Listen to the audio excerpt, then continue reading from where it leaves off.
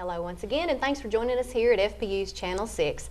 I'm Gina Warren, and today I am joined by my lovely and wonderful friend, Miss Peggy Bevels, whom I have known for many years. I think she helped raise me when I started working here at Flintville Public Utilities a few years back, and Peggy's a good friend, and today we're talking about something that's really interesting and very dear to many of our hearts. We're talking about the honor flight to Washington, D.C., and Miss Peggy has a big part in this, and of course you all know Miss Peggy as our county mayor, has been for several years now, but you've been a big part of this community for many years, Peggy, and we appreciate you being a part of this and joining us today. Well, thank you, Gina. Oh no, my voice is leaving, but anyway, thank you, and I do take credit for what you do. We met each other during Leadership Lincoln, and it's been a good it's a good program, but it's been a good fellowship between both of us, and I'm very proud of everything you do. I would like to thank FPU for doing this, because this is something that's very near and dear to my heart. Whenever you talk about veterans, it means so much to me. They have done so much for all of our freedom. I mean, as we know, freedom's not free. They went and left their families and all had to do without them. So it's something that touches my heart. This honor flight is a trip that is made in honor of all their service, that they can go to Washington and see their memorial to show the service that they did for this country. And it's a flight that leaves Huntsville about 6:30 in the morning, and it'll return about 8:30 in the afternoon. It's a one-day flight. Okay, one day. One day. And in this flight, they have a doctor, nurses, and then they have a guardian for each person that goes on this flight. They have that's assigned to them. So they're really treated very special in our eyes, and it's nothing that they shouldn't be. They have no expense. The food, the tour, everything is free. And for that one day, they go back in memory, I'm sure, for what they did during World War II. And it was a long time in coming. It got completed in 2006. There's been 9 flights so far. There'll only be 2 more, and then it will be no more. And the reason for this is that our veterans are reaching the age that some of them are not able to go. We're trying to make sure that everyone that's able to go has a chance to go. So I'm getting money for that trip. And even if we don't have as many as I make up money for, it will go towards the museum that they're setting up there in Washington, because they don't want any of the money to go to waste or anything. So we won't worry about having too much money. We will just worry about making sure that our veterans get there and that wants to go. And even if they've been before, it might be that they can go again if they feel like it, and if there's room. Now, there will be another trip in May to get the remaining applicants, veterans, up there. At this trip in April, there'll be 125 that will be going, plus their other extra people that I named earlier. Okay, and these are the ones that are leaving out of Huntsville. And these are the ones that's leaving out of Huntsville. Now, if it comes that we have too many that can't go on these 2 trips, we will try to make sure that we get one through Southwest. And I talked to Dr. Frank Glass this morning, and he is the chairman over our area, but I am over our county, and he has gotten others in different counties. And our base place is Franklin, Tennessee. And so you've got a website that you can go to and get the application, but also you can call our office and talk to Diane, and she will pull that application up. It's a pretty simple application. And one of the things that I saw on it that I really highlighted was it says, yes, I want to go to see my memorial. My memorial. My memorial. Oh, wonderful. And I think this is wonderful. This is a veteran filling this out. And then we'll take care of making sure that it gets in the right place. But like I said, if there's an overflow, we'll have, Southwest is saying that they will provide some free tickets later. Right. So we'll make sure that we get everybody, every veteran that wants to go, and a chance to go. Good. And it's just that one-day flight and visit. But we have Mr. Joe Vann here that will be talking about the time that he went, and he has most interesting talk about his events that occurred there and how his feelings were. I know that everybody probably knows that Mr. John Butler passed away. He was very involved with the veterans and all, and it's really touched me.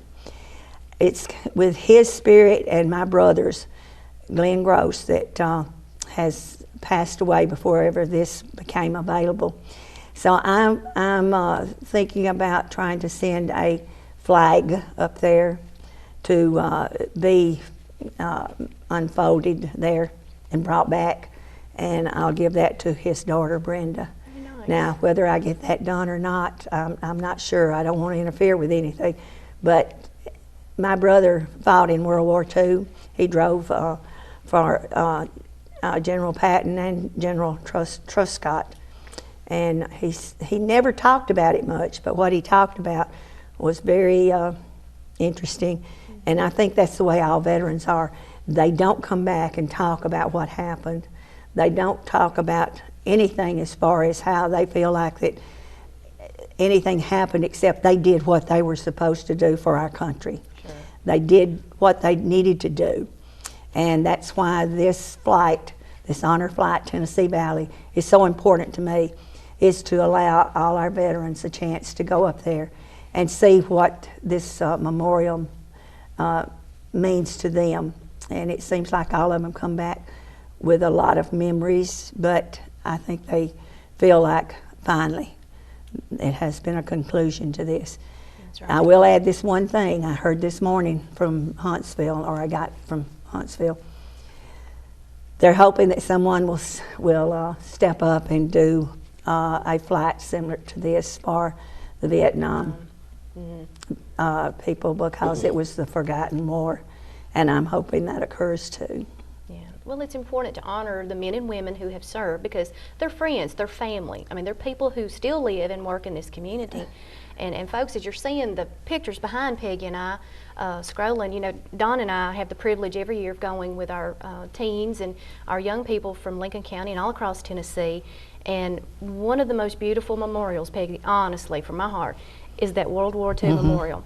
I've never seen anything like it, and thankful enough that we get to see it in the daylight and also at dark. When all the lights come on, the fountains are illuminated, and all the spotlights are on each state's wreath and memorial across the whole memorial grounds. And you've seen the wall of stars, and Don and I were talking about this morning. I can't remember exactly, and I know we've listened to the tour guide for many years now talking about that, but I believe each star on that wall represents at least 1,000 lives lost in World War II. And that's a very humbling experience. And I wasn't in a war. I've never been in that situation. I've had family members who were, but to know that Mr. Joe Vann, who is joining us today, and it was such an honor to have him here, and to hear about your brother, and realize, you know, they could have been represented by those stars, but thankfully, you know, they made it home. But it's a very humbling experience when you realize what these memorials are erected for in our nation's capital. And to have a part in that with this honor flight, and to honor those veterans, you know, still in our hometown today, and send them to see their memorial. Right. That's a wonderful thing, and I'm so glad you're a part of that, and all the folks here in town and across the community who have supported this. It's a wonderful thing. Well, it is humbling. It's to see this, but it's also humbling to me to be asked to chair this for Lincoln County veterans, because it's something that I really, really, really cherish. Yeah, I've been there, and I have seen people come up with a piece of paper, and they take a pencil and they mark over that pencil, over that paper with their pencil to get the person's name transferred to that paper. And I don't know of anyone that I've ever seen there, including myself, that does not have tears in their eyes when they see that. It's just, it's a wonderful thing, and it's so gratifying to be able to offer this to our veterans. It is, Peggy, and we thank you so much for sharing this with us. Now, folks, if you're watching today, we'll go ahead and do the formalities before we turn it over to Don with Mr. Vann. If folks are watching and listening today and they've got a family member or someone in their community who they'd love to have sign up for this honor flight, who do they need to get into contact with again? You can actually do this on computer, okay. online with your computer, but many people do not have that ability, so they can call Diane or me at 433-3045, County Mayor's Office, and we'll take care of all of it. We've got a person that has not turned in their papers for their father yet that wants him to go because he says that he knows that it would be some type of closure for his father. And I am hoping that he's able to convince his father that he needs to go. He says that he knows what this would mean to him. So you've got family members that are taking care of their family member in order to go. So anything and any time that anybody wants anything, they can call our office and we'll take care of it for them. And even if you want to go as a guardian, you still have to have certain qualifications, and so you can call and find out what that is. That does not mean that you'll be a guardian for the person that's in your family that's going. It just means that you're turning in for a guardian, and they will assign you to someone. And so you will have, the veterans will have their special day this day, and we're here to make sure that they understand that and that they are offered this at no cost. Very good. That's a wonderful thing. Wonderful thing. And we do have so many people in our community who are a part of World War II. And we're very honored again to have Mr. Joe Vann, who is one of our veterans who served in World War II. And we're going to turn it over to Don now. And he's going to interview and talk with Mr. Joe Vann. So sit back and enjoy some great stories and the wonderful life of Mr. Joe Vann. Peggy, I thank you so much for being with us. It's always a privilege to see my dear adopted friend. daughter. and thank you so much for working with this project and everybody that's involved. This is a great thing. We Thank you again to FPU, to Don, and to you.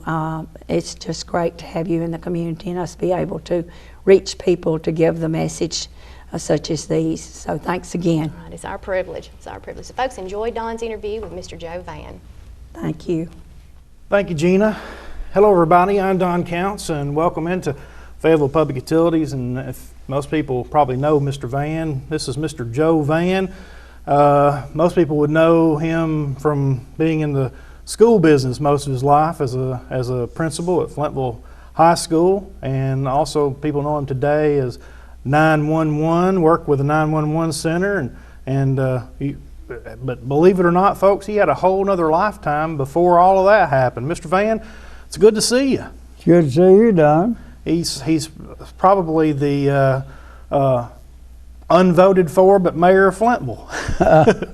Well, have enough jobs up being mayor of Flintville, that'd be a time and a half time. That would be. But seriously, no, I've been around a while, and people in Lincoln County have been good to me, and that's the reason that I can go back to tell you the reason I was in service at 17, because I could see that our country was in trouble and we needed to get ourselves back to being what we need to be, serving people. Had to be sort of scary, though, at 17 years old, thinking you're going to go to war? Well, I think back over that, and I thought, well, you know, I would be more afraid today than I was at 17, because I didn't know other than what I had heard from someone else. Of course, I had a brother that was 11 years older than me, and he was in Europe at the time and kept writing home before I got old enough to go into service and telling how rough he was having it and what was going on. And of course, that made you do a lot of thinking. Mm-hmm. But I wanted to pick my choice of the service. I have nothing against any part of it, any part of any line of the service. Sure. Because it takes everyone working together to get the job done. And that's the way that it's done.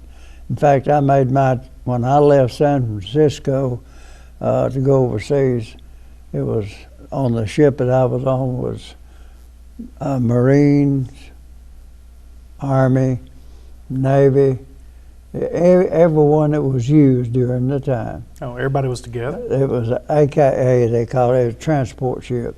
And they were sending us out to distribute us out in the Pacific, where we were going. But anyway, I think we're to be talking about the memorial. And I would encourage all the men or ladies. We had a 93-year-old lady on the trip that I made. Wow. And she had a wonderful time. Yeah. In fact, we celebrated one of the ladies, and I don't remember whether her or another one of the ladies that was on the trip had a birthday. And we celebrated their birthday on the plane. Wow. Had a big party for them. And it's just a good time together. And if you don't want to talk to anyone, you just sit and look and have a good time. Yeah, the World War II Memorial is a beautiful thing, and it's bound to mean a whole lot for the people who have been and who are going in the future up there to Washington, D.C., because it is really, really nice. And I know we are going to talk about that, and you can tell us about how did you feel when you went back? Oh, well, well, it was the first time I'd been able to see just how it was put together and all, and it represents so many different things. This is a part of it. If you could get the history and read what each section of the memorial stands for, it would mean more to you. Sure. And the main thing that I think that it is letting people know that time spent like that at that particular time is a carryover into the next generation and generations to come. But the flight itself, I'm trying to encourage people to go, because there's nothing like it.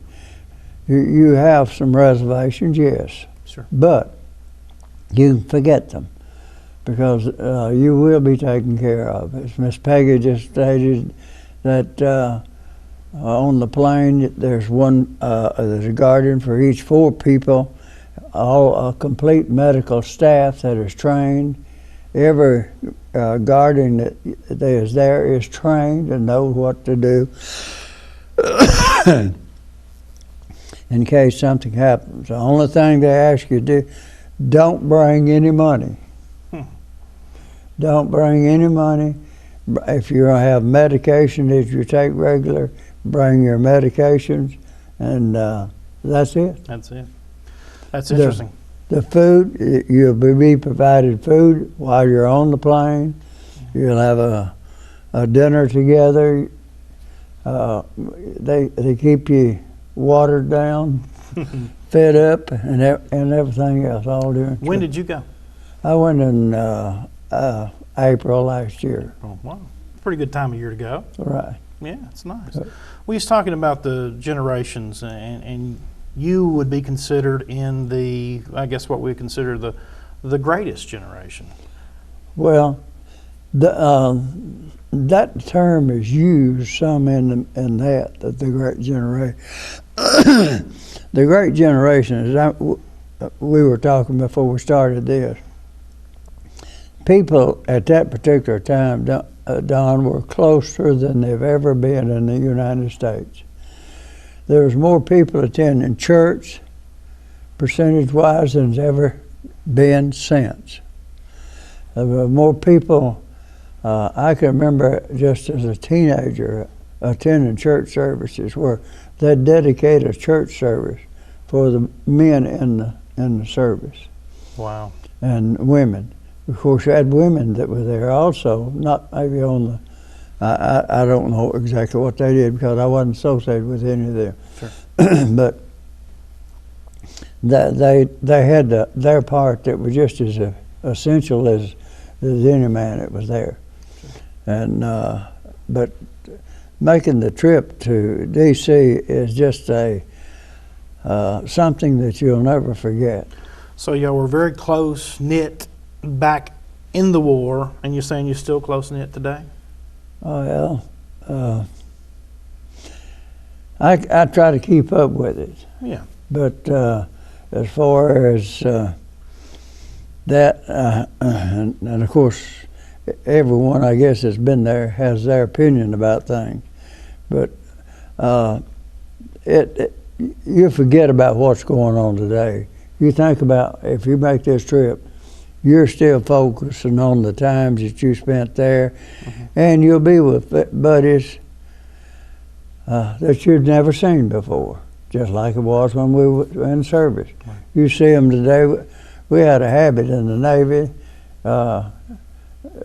You just got, hey Mac, because you didn't know the name. You see him today and maybe never see him again because you was coming and going so fast. Just called him Mac. Right.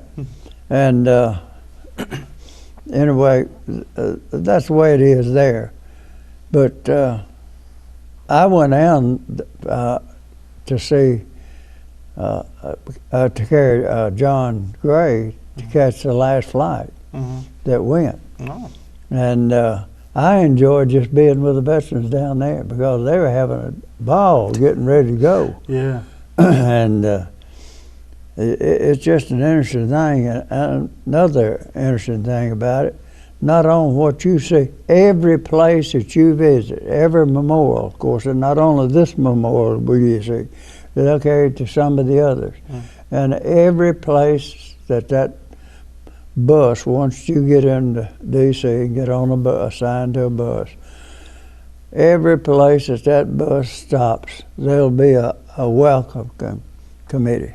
There'll be a group of people there welcoming you and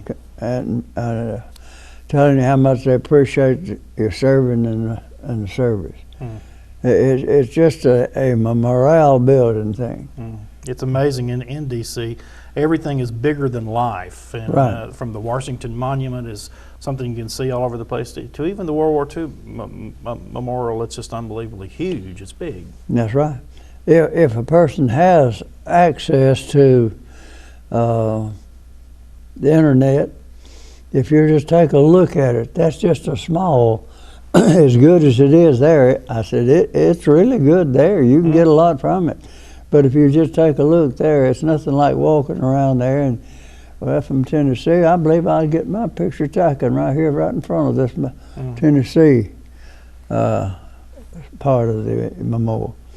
And it's broken down and I wanted to see, I guess the thing that has been on my mind all the years is December the 7th, 1941. That's a date I'll never forget. Where were you during that time?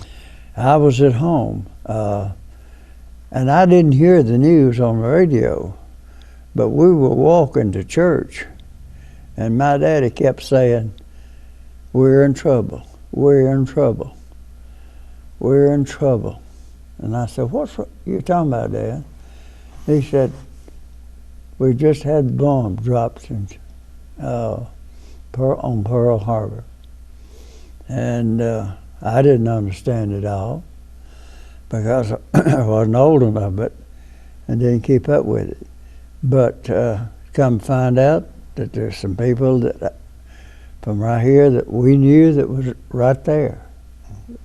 J.B. Hudson, we the Hudson family, you know the Hudsons, and some others that were there. But I just wish that all the veterans would that served during World War II would take this flight, and the other veterans go, because you have, of course, the Vietnam veterans have their walls, different walls built, and all. And I have a feeling for every person that ever served in the military, because I feel like we're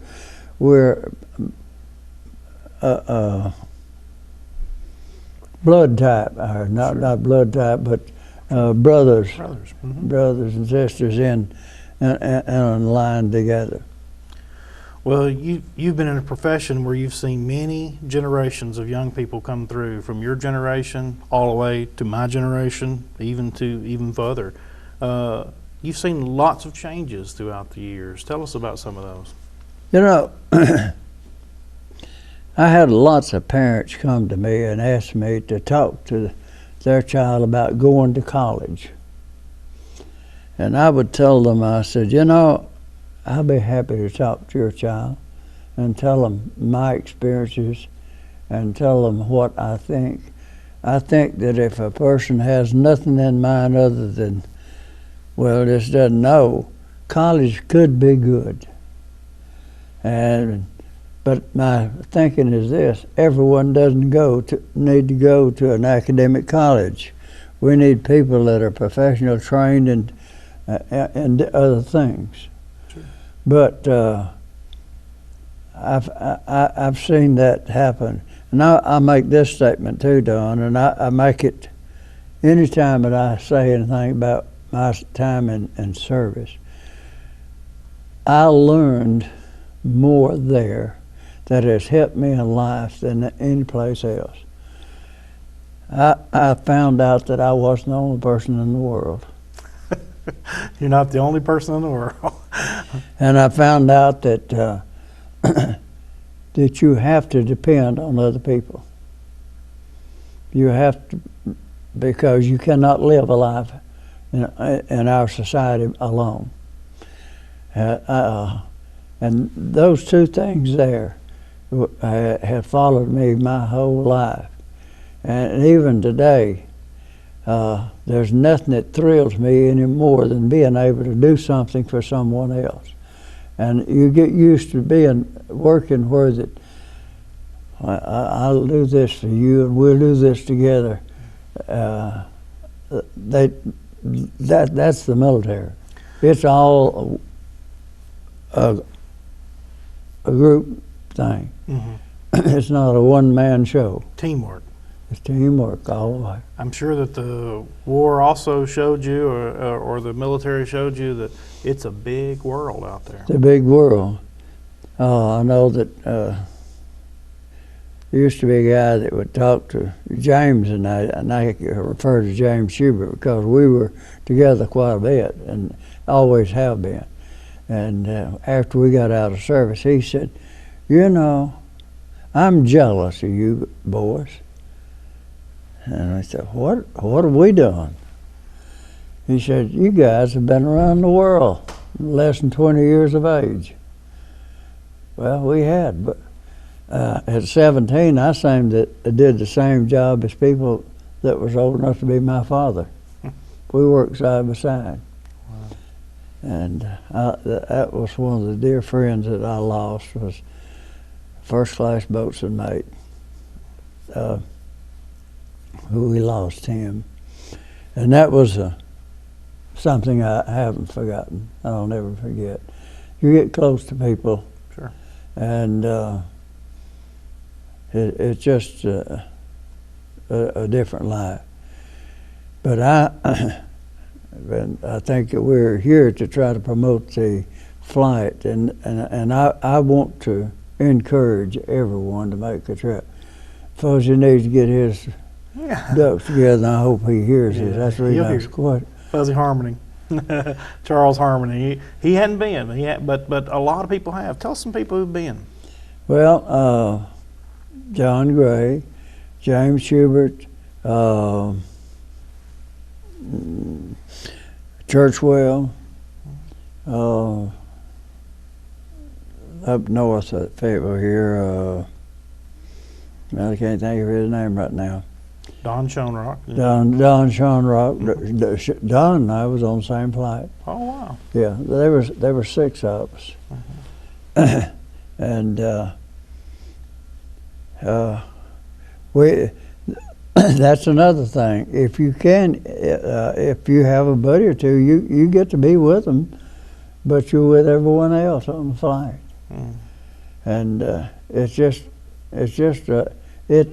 title is just exactly what it is. It's an honor flight. And a person shouldn't feel like that they can't make it.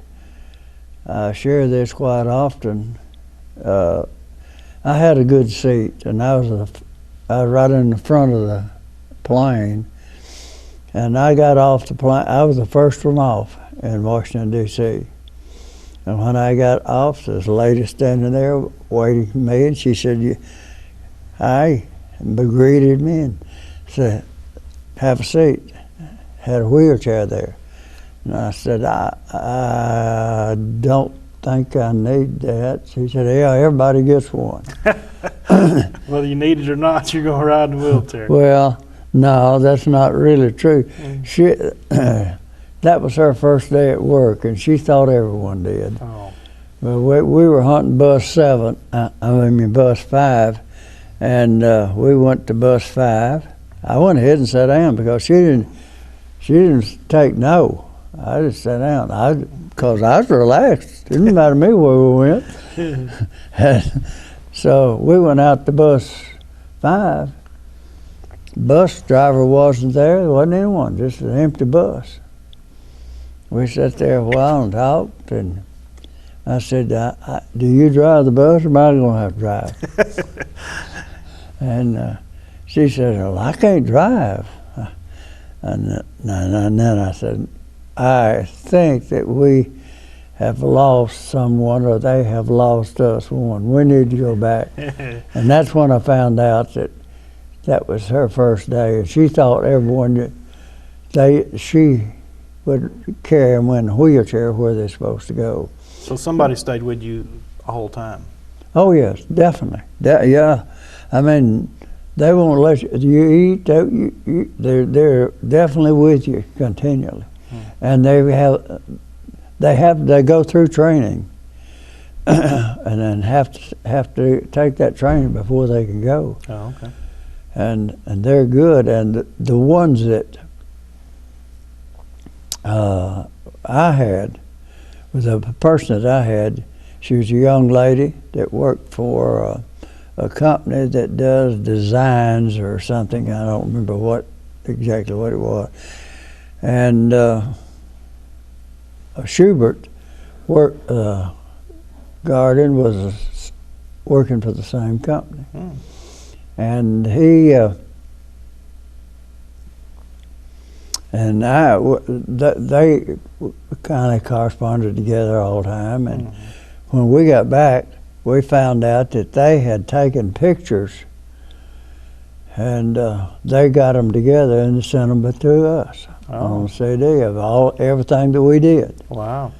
So we had a recap of it even after we got back home, by watching the CD. Sure.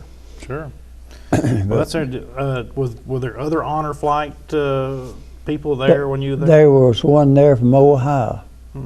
There wasn't many on it, but there was one there from Ohio. You see anybody you knew from outside of your group? No, no. Of course, you've got to keep the group moving. Oh yeah. Now, one of the things that impressed me was the honoring people that had passed away.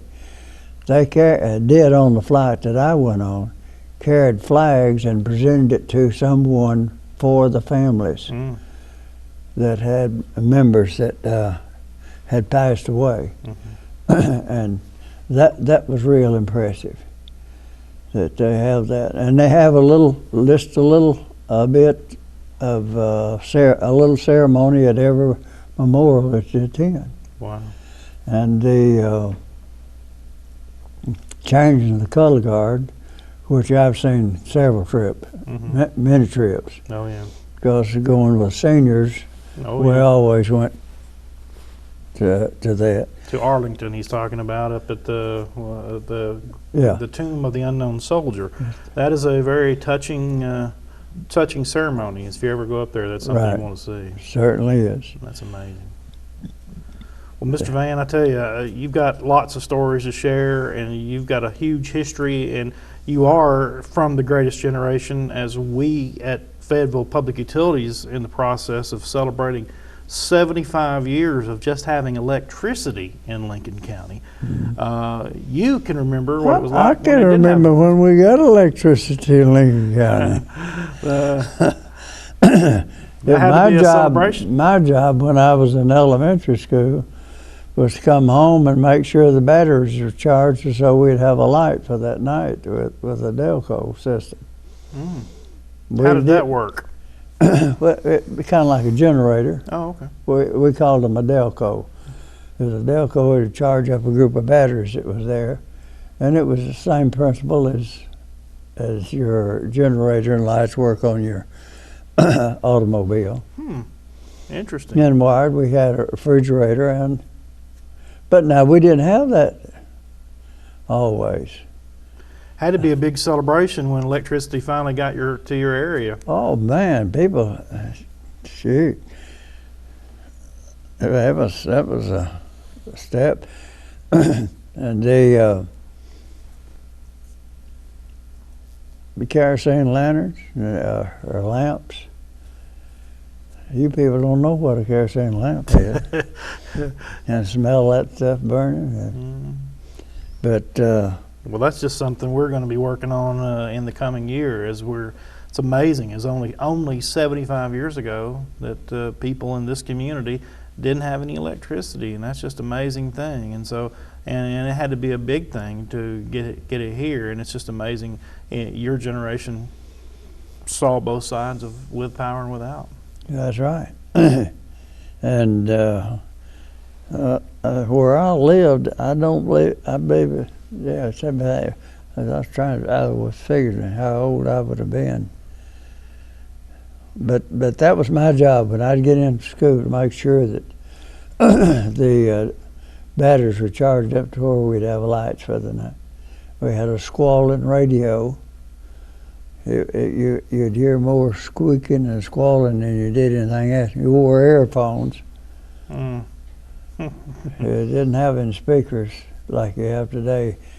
Best I remember, 3 people listened at a time. Wow. Wow. So you actually got to hear FDR's fireside chats. Oh yeah, yes sir. My dad looked forward to that. Yeah. What, did it just come on periodically or through once a week? It was a weekly program, best I remember. And if anything significantly happened, he would do it. I guess we're talking about that probably more than likely was like WSM in Nashville. Right. Breaking news. Yeah. Yeah. That's amazing. And it was always a fireside chat. Going to the war, I guess you got to see the world was not only a huge place, but technology was a lot better in bigger cities. San Francisco, Oh, yeah. You mentioned. Yeah. Well, of course, as far as that's concerned, knowing what was in the cities, yeah, you see a lot of things happen. Of course, I guess in the United States, one of the interesting things happened while I was in service. We were on a troop train going from Great Lakes, Illinois to Shoemaker, California, and had a train wreck. You were on the train that wrecked. Oh, yeah. Wow. Fellows came up on the track with a track hoe, looked like what we call a track hoe today. And I don't know what happened, but I know that we were sitting on the train, and it hit. And I told them, I said, well, they just run over a cow or something, so it feels like. That's about all we felt. But that crane came all the way down. I forgot the number cars, but we had to sit. They wouldn't move them until every one of them that thing touched was replaced. Wow. Never will forget Green River, Wyoming. And never will forget we got out and stepped down in sand. It went up over our shoe top. If that's what you can imagine sand allowing you to do that. Most of the time sand packs down pretty good. Sure. And we decided we'd go get us an ice cream at a little old place over there. Went over there and gave him, I had a $5 bill and I gave him a $5 bill. That's all I had, all the money I had. So I didn't need any, but I didn't know we were gonna have a train wreck. Get to spend some. But I gave him that, and I got back 4 silver dollars and the rest of it in regular change. Wow. They operated it, they didn't have any greenbacks. No greenback. No, it was all silver dollars. What did you do in the war? My first duty was on a tanker. I laugh about it and tell people they were trying to get rid of me all the time because I was serving on the most dangerous thing you could be on, as far as if you got hit, you're gone. Because everything's gonna go into fire. Mm-hmm. But I served on a tanker until the war was over. Oh, wow. So you was actually carrying gasoline to other ships. Fuel to other ships. Wow. Well, I was with the 3rd Fleet when it went into Japan for the final entry into Japan. We were refueling ships at that particular time. And, of course, we knew something big was fixing to happen, but that's the interesting thing about all the military people hearing this old stuff to them. But if you're in the military, you only know what you're doing. And sometimes wonder about that, but you only know what the task at hand is. That's right. Not the whole picture. We don't know what that anything else is doing. I'll tell you about the first watch I stood at sea. It was right off the coast of Okinawa. It was in a storm. The worst storm I've ever been in my life. And this guy kept coming down. I had a 12-4 watch that night. And he kept coming down and waking me up. And, well, I'd go back to sleep every time he'd after wake me up. And he come back and said, "Now, you better put your foul weather gear on." Well, I said, "Why?" He said, "Well, it's rough out there." Of course, I knew we'd been fighting. You sleep on your stomach with your leg thrown out, so keep them rolling off the bunk. You know it's pretty rough. And but anyway, he kept till he come down. He said, "Now, when you go up," he used a term I'd never heard before. He says, "You better hold to the gangway because you'll be floated at sea. You'll be washed off the ship." Man, then I began to get nervous. But anyway, I went up. I was in the front gun tub, right up on the front of the ship, and I had binoculars that I had. You didn't just hold them. You put them up and you kept them on your eyes like that all the time. You just like that. You couldn't. For 4 hours. Yeah. And what were you looking for? Other ships? that's part of my story. Okay. The officer deck called and said, "Vann, you awake?" I said, "Yes, sir." He said, "What are you doing?" I said, "I'm standing watch." He said, "What are you looking for?" I didn't know what to say, but my answer was, "Something I hope I don't find." Something I hope I don't find. I'm sure that's probably a military thing for everywhere you're looking, everywhere they're at. Yeah. It's amazing. Well, we want to make sure we encourage everybody that's World War II to go to check out the honor flight and Right. let people know about that. We appreciate you coming and telling us some stories, and we could talk for 2 days, and you know it.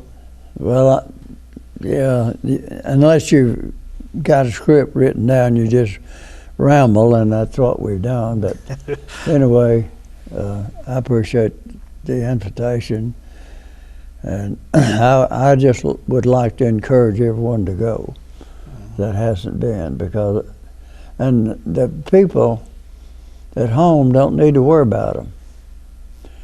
And that's another thing. When you get back into Huntsville, it's unbelievable how many people welcome you back. Did you feel that same welcome when you came back from the war years ago? Don, I came back to the United States. This old tanker that we were on was the gun tubs were stuck out past the ship so far that we couldn't get through the Panama Canal without taking them off. So we came through the Panama Canal. That's pretty tight. Yeah. We came through the Panama Canal and came up to Mobile, Alabama. And there were a few people, we were welcomed back into Mobile. Yeah. That's good. But it wasn't anything like that. Oh, we'd like to do Because they had them coming in all the time, and people were working. People back then, there wasn't anybody sitting on the streets doing nothing. You was either working or you're sick or something wrong with you, because everyone was busy. Yeah. And that's the reason why to me, in my lifetime,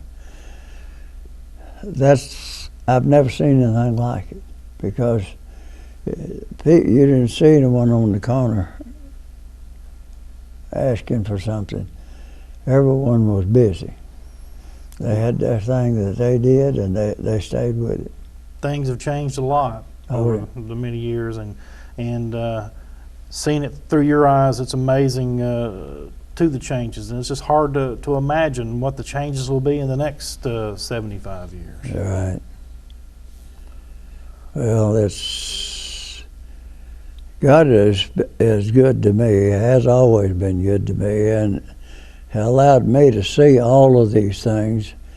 And you sit around sometime, just get to reminiscing about them with yourself and think about, well, I remember when we couldn't do that. I remember when that didn't happen. I remember when that wasn't that, or this wasn't, and all of that. But yeah, a lot of changes. Well, we appreciate you coming. We appreciate your service, not only service to military, but service to all the young people throughout your life, and appreciate your service now to 911, because I know, being a volunteer fireman and working here at Flintville Public Utilities, how important your job today is too. Well, this I still go back to my military time. This is the reason that I want to do for someone else, because someone else did for me. My brother, and that's the reason that I went in service. My brother was in Europe protecting me, protecting us. And we just needed to realize that we don't live alone. That's right. Life is short. And service to your fellow man is much better than service above self there. Right. Well, we appreciate it, Mr. Vann. We appreciate all you've done. We appreciate you telling us about the honor flight, and encourage everyone who knows anyone in World War II, even if you haven't been a part of that, if you get a chance to go to Washington, D.C., it's a trip of a lifetime for sure. Mr. Vann, thank you very much. We wish you many more good years ahead. Appreciate all the things you do, and take care of yourself. Take care of Flintville. Well, try to. All right. Thank you. Thanks, everyone, for watching here on Flintville Public Utilities. I'm Don Counts, and we'll see you next time.